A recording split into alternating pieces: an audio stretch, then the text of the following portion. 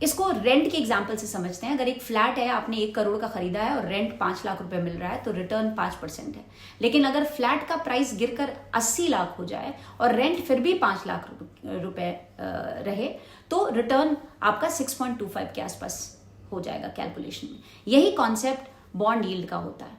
अब एक उल्टा एग्जाम्पल समझते हैं। मान लीजिए एक गवर्नमेंट बॉन्ड है जिसकी फेस वैल्यू 1000 रुपीज है, कूपन इंटरेस्ट इज 7%, मतलब हर साल आपको 70 रुपए मिल रहे हैं। अगर आपने ये बॉन्ड 1000 रुपए पे खरीदा तो यील्ड 70 रुपए पे 1000, 7%। अब मान लीजिए इकोनॉमी स्लो डाउन हो गई, नए बॉन्ड सिर्फ 5% इंटरेस्ट रेट पर इशू हो रहे हैं। अब इन्वेस्टर्स क्या सोचेंगे कि भाई ये वाला तो लुक्रेटिव नहीं है, इससे तो बेटर वो 7% यील्ड वाला बॉन्ड है। तो एक डिमांड सप्लाई वाला कॉन्सेप्ट जो होता है कि डिमांड बढ़ जाती है उसकी, तो प्राइसेस भी बढ़ जाते हैं, इसलिए लोग उस बॉन्ड को खरीदने के लिए ज्यादा पैसे देने लगते हैं। बॉन्ड का प्राइस 1000 से बढ़कर 1100 हो जाता है।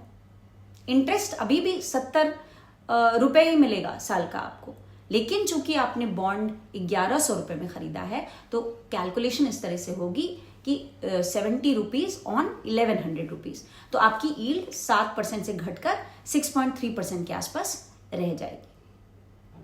मतलब बॉन्ड प्राइस बढ़ गया, इंटरेस्ट सेम ही रहा, लेकिन यील्ड कम हो गई। बॉन्ड मार्केट का एक सिंपल सा रूल है कि जब बॉन्ड सस्ता होता है तो रिटर्न बढ़ जाता है, और जब बॉन्ड महंगा होता है तो रिटर्न कम हो जाता है।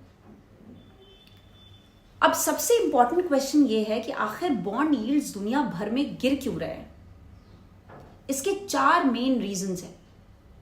पहला है इन्फ्लेशन का प्रेशर। जब इन्फ्लेशन बढ़ता है तो इन्वेस्टर्स को हाई रिटर्न चाहिए होता है। अगर इन्फ्लेशन 6 to 7% है और बॉन्ड यील्ड 5% है, तो रियल रिटर्न नेगेटिव हो जाता है। इसीलिए इन्वेस्टर्स हायर यील्ड डिमांड करते हैं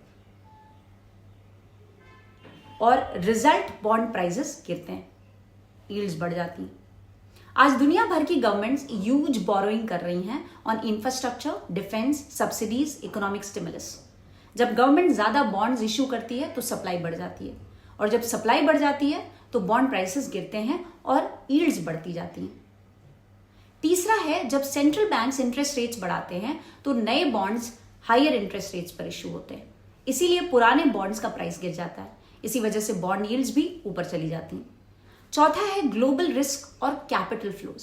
अगर इकोनॉमी ग्लोबल अनसर्टेनिटी बढ़ जाती है, war, geopolitical tensions, economic slow down, तो इन्वेस्टर्स सेफ एसेट्स में शिफ्ट करते हैं। लेकिन अगर गवर्नमेंट्स एक्सेसिव बोरोइंग करें तो इन्वेस्टर्स हायर यील्ड डिमांड करते हैं, इसीलिए यील्ड्स और भी ऊपर चली जाती है।